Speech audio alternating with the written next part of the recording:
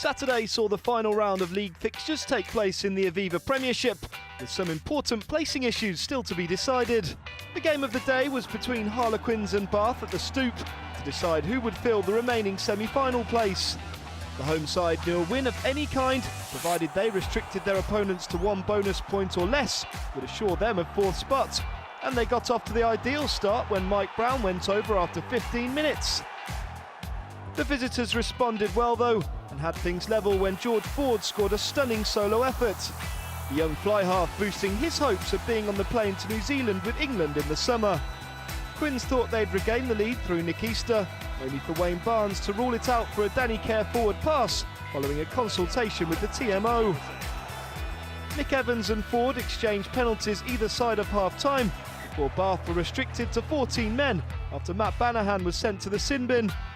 They couldn't take full advantage of their extra man, but did move 6 points clear through the boot of Evans.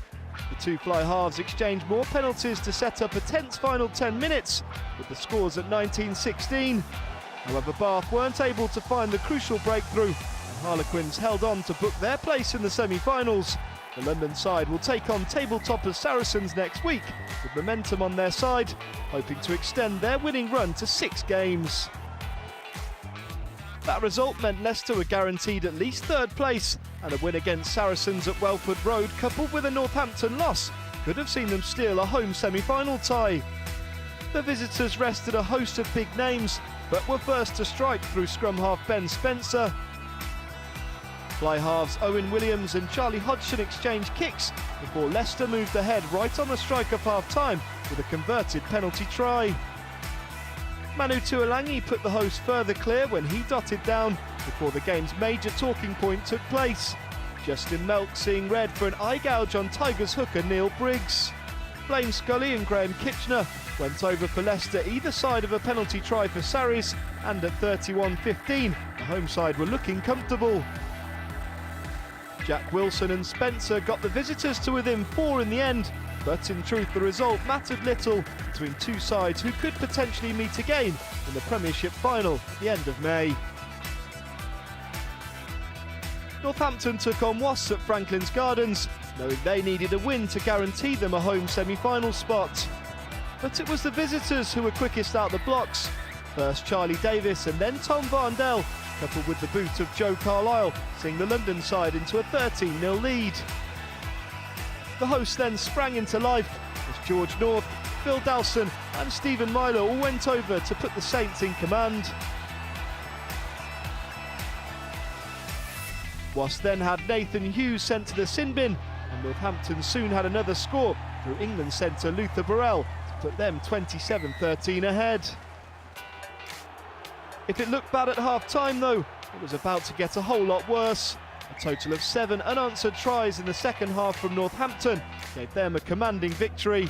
Scrum half Lee Dixon scored a poacher's brace from short range, with George North also completing a double of his own with a breakaway score. Foden, Dowson, Ken Pesey and Tom Stevenson all went over as well, completing a comprehensive 74-13 victory for Northampton, and perhaps the perfect dress rehearsal for their semi-final date with Leicester next weekend. Not much at stake at the Madejski, but no one seemed to mention this to the two teams. A pulsating encounter full of firsts and lasts, starting with Sale lock Mark Easter's first Premiership try for 2.5 years. This would be the last close-range score of the afternoon. And it was quickly cancelled out. Afisa Trevor Annis's break setting the tone for the game. The momentum maintained and then given extra impetus by James O'Connor on his last appearance for the Exiles. The Australian releasing Andy Fenby for his 5th try of the season. Sale got another through Tom Arscott, and the Sharks look good to extend another impressive run with a 6th successive away win in the Premiership and a first win here for 8 years. They look to be on top, but with half an hour to play, the tide turned in bittersweet fashion for the Exiles. If they'll miss O'Connor next season, they might miss Marlon Yard even more. And the two combined for the England man to head to Harlequins with an 8th try of the season, his best ever haul. O'Connor's extras reduced Sale's lead to 3 points, and the game's decisive moment came with almost 20 minutes remaining, but this was good enough to win any game, and it was provided by a player who will be in an Irish shirt next season. Bemby's superb solo effort put the home side in front for the first time and ended Sale's winning run on the road. Thrilling send-off for two teams who have much to look forward to next season, and two players who won't be back. A typically windswept finale at Kingston Park for two teams probably ready to see this season end. After 15 straight defeats, Newcastle set out to prove they hadn't dodged the drop by default, while Exeter's faltering finish to a promising campaign seems set to continue. Two Joel Hodgson penalties put the Falcons on the front foot, but with England coach Stuart Lancaster in the stands, perhaps individual ambition stirred the Chiefs to life. Young hooker Luke Cowan-Dickey, an under-20 international and tipped for more, at the back of the queue for his first Premiership try. Another young England prospect also took his opportunity.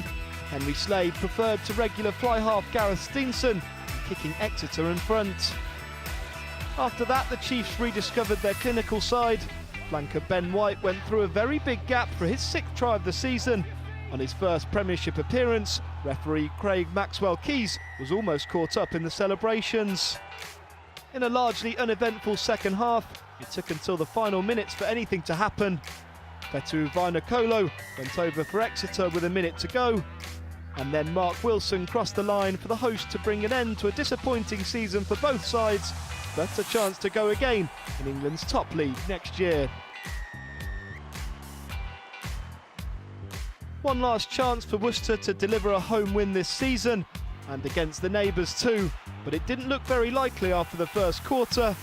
Gloucester's Johnny May surely sprinting his way into a trip to New Zealand with England, a try of the season contender just in time. And 3 minutes later, Shane Monaghan, fresh from a hat-trick last week, scored again, and the Warriors look set to share Rotherham's fate of 10 years ago and finish winless in front of their own fans. That seemed certain when Gloucester crossed for a third time in 11 minutes. Ben Morgan bundled over, and the visitors led by 14. Worcester then began to take their last chance, first with a mauled try of their own. Replacement Samisi Tuvala, following his score against Saracens a week ago on his final appearance for the club, to halt the cherry and white bandwagon.